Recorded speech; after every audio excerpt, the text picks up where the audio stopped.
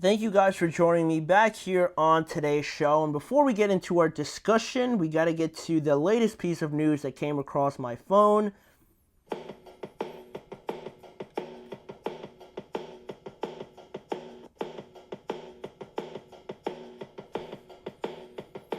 All right, so the breaking news, right? The news that I just came across my phone came from Cooper Kupp on a social media post regarding his future with the Los Angeles Rams, right? From his official account, Cooper Kupp said, "I was informed that the team will be seeking a trade immediately and will be working with me and my family to find the right place to continue competing for championships. I don't agree with the decision and always believed it was going to begin and end in Los Angeles. Still, if there's one thing that I have learned over the years that are so many things that are out of your control, but it is how you respond to these things that you will look back on and remember. I have taken so much pride in playing alongside my teammates for the Los Angeles community. So thank you for embracing my family and making this such a special place for us. 2024 began with one of the best training camps of my career. Preparations start now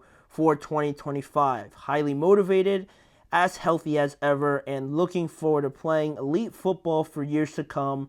Love you guys, but coming for it all." So, Cooper Kupp on the trade market officially. The Rams have informed him, apparently, that he will be on the move. When, where, who will it be? We don't have the answer to that obviously right now, but another piece of news, another announcement that I was not expecting. I don't know, I felt like this year wasn't the best for Cooper Kupp, and we're not going to go too much into it now, but yeah, I just felt like they had a decent thing going with Kupp and Puka Nacua, right? Puka definitely stepping more into that number one role, but I didn't think Kupp was just like unserviceable or anything like that. So, I don't know. They're going to explore some options, try to get something back from him now. And yeah, they could be in the market for a wide receiver potentially also with free agency and all the options that are out there. But with the last segment of today's show, I wanted to get to this topic, this question that came across my head because recently, obviously, with Buffalo losing in the conference championship again, they aren't going to get over this loss quickly, so to say. You saw it on Josh Allen's expression and Brandon Beane, also their general manager, right, on how this team is supposedly moving on and things like that, and how close they keep getting, but not just getting over the hurdle completely over the last few years. And as you'd expect, one person who is remaining pretty high-spirited and pretty optimistic is their general manager in Brandon Beane, who spoke last week about how close he feels that the Bills are actually to actually doing this, and kind of highlighting the next season, right, a little bit in his statement that I have here for you guys, right? I thought it was pretty interesting, and we'll get to the question after I read it out, because he said, "Yes, we've now been to the AFC Championship twice. We've had some years where we fell short in the divisional round. We're right there, though. We're not getting blown out. If you tell me next year, I'll sign up for it. To be in the AFC Championship game, down 3 with 3 whatever to go in the game, and we got number 17, I'll sign up for that again and take our chances," right? And that was a question that was posed to him about, just continuing to kick on the door, continuing to knock on the door until you finally knock it down, right? Just keep knocking it until you kick the door down, right? And the Bills have been beating on this door for some time now, and they still aren't unable to walk through it, right? It seems, but their general manager is still remaining optimistic about it. So, I thought with that sort of mindset, right? It's the kind of mindset that you want to have, right? And there's nothing wrong with it. But I got to a place where I was thinking about this question, right? Because it feels like the Bills are obviously a very good team, that they have all the pieces, it seems like, to always be in this situation. But it made me think, like, are the Bills just like a lock, or are they just a guarantee to always be in this position, right? Are they the closest team to the Kansas City Chiefs to just always meet each other at the conference game each and every year? Or are we not talking enough about how are they just closer to the rest of the teams in the AFC in regards to who's going to make it out, right? Is it just more of a like a coin flip of who's going to make it out of the AFC to probably ultimately play the Chiefs, right? Are they closer to the field, or are they closer in terms of level of competition to the Kansas City Chiefs, right? Because it feels like being optimistic, and that's the way you're supposed to be, right? And Brandon Beane saying that they're just going to continue to knock on the door, knock on the door, knock on the door. Not a lot of teams get four opportunities to try and beat the same team and, just not get it done, right? Josh Allen's actually the only one to be 0-4 against one guy in the playoffs. So that's a lot of opportunities that not a lot of teams usually get. So it makes you think like the Bills are just closer to the Chiefs because they played so many times and it feels like they're always close games. But even though they end up losing, that you feel like their time is coming. But the biggest caveat with that is that you speak to anybody in the NFL and you speak to a lot of the players that have been in these situations, you just never really know how many more chances you're going to get. And that's why I thought this was so interesting, because the fact that the Bills, you can think that they're, all right, that they're just going to try again next year, right? They're going to get them eventually. They're going to go back there again next year. But that's really not the case, especially when you're in the AFC, I believe, right? With like MVP caliber players like Lamar, Joe Burrow, good teams, just overall, right? Great quarterbacks in the AFC. It's no guarantee that you're going to be back there again just next year, right? So in terms of the question, I feel like the Bills are closer to the field than they are just directly with the Kansas City Chiefs, right?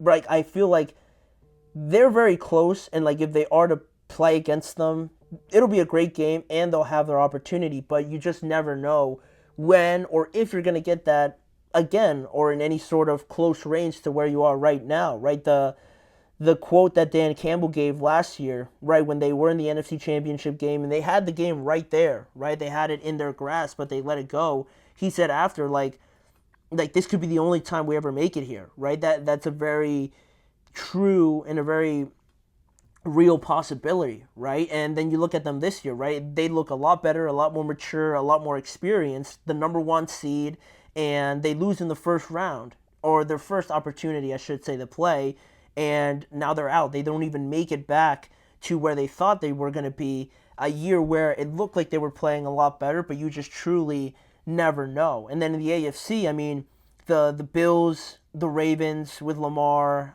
Joe Burrow, he wasn't even in the playoffs, but I can't expect him to just be out of the playoffs each and every year. He's going to go back, and, in the playoffs, when you have a quarterback like that, it gives you an opportunity to beat anybody, right? He's one of the only ones to have beaten Patrick. He's the only quarterback actively to have beaten him in the playoffs. So you got to take that into account.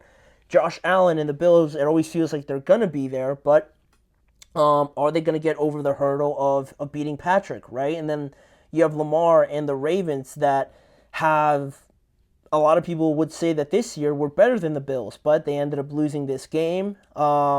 They've had their matchups against Patrick, but they've also come out short. I think all of them are a lot closer to themselves in their own group rather than any one being close to the Kansas City Chiefs, right? Because I think the Chiefs, I think it's a safe bet to say that they're always going to be probably at the AFC conference game each and every year, and I don't think the Bills are actually closer to them at all. I think it's the Chiefs, and then I think everybody else is down here. I don't think the Bills are really like the next best team right up to the Chiefs. I just don't know. I think there's a lot of uncertainty with something like that, and I think it's a lot more wide open because of the fact that we mentioned those teams, but then you also have teams like the Broncos who are ascending. They have a good young rookie quarterback and a great defense. The Chargers have another great defense. They have a good quarterback. They just need, hopefully, for the best of me, for everything, that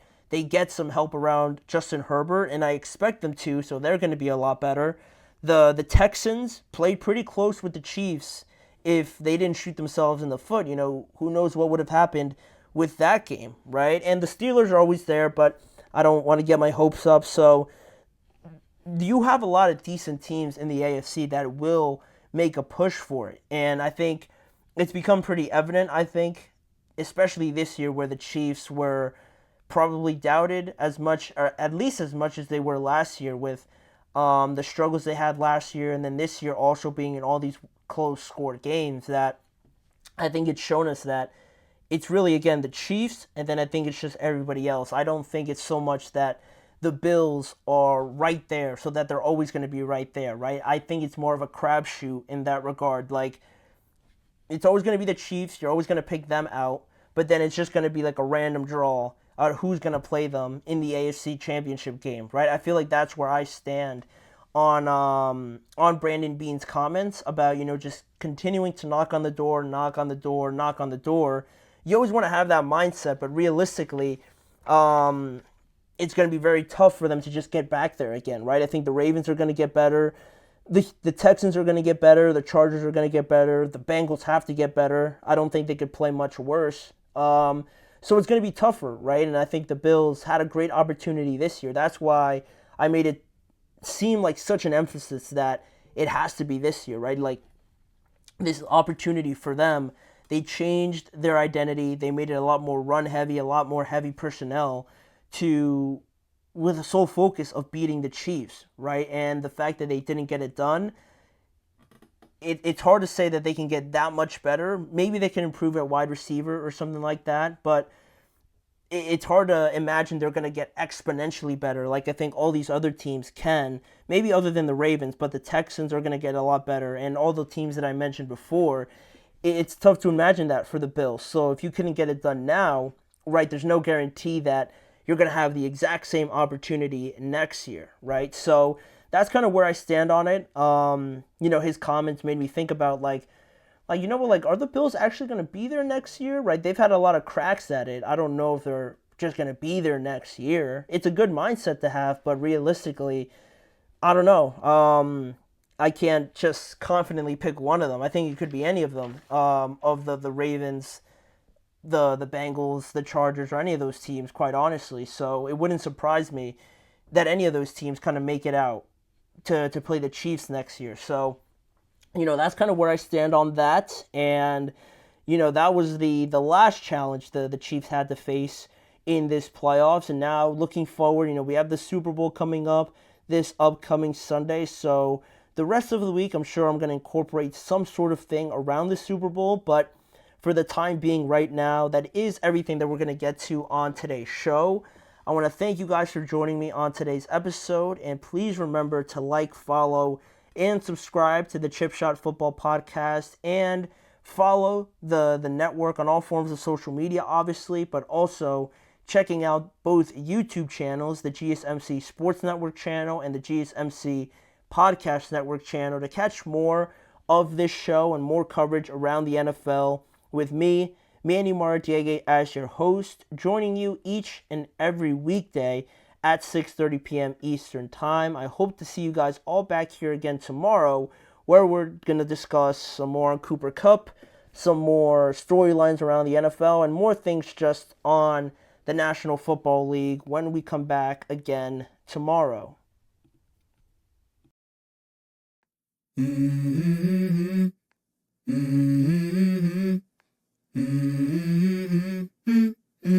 Let's go.